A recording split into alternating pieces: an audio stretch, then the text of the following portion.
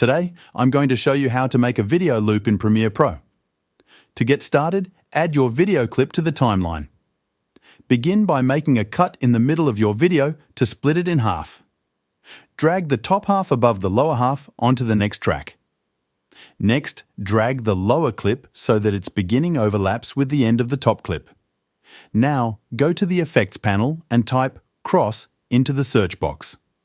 Drag the cross dissolve transition onto the end of the top clip. Adjust the transition so that it starts when the clips first overlap. Now, select both clips. Hold down the Alt key on your keyboard and drag them to make a copy, attaching it to the end of the first loop. The great thing about this technique is that the transition will ensure a smooth loop even though it looks like a hard cut. Continue copying and pasting the loop until you're satisfied with its length. If you were to simply duplicate the clip and add a cross dissolve each time, you would have cuts without transitions. This method saves you the trouble of adding the cross dissolve every time you paste new loops. And that's it for this tutorial. Thanks for watching, and I hope you found this useful.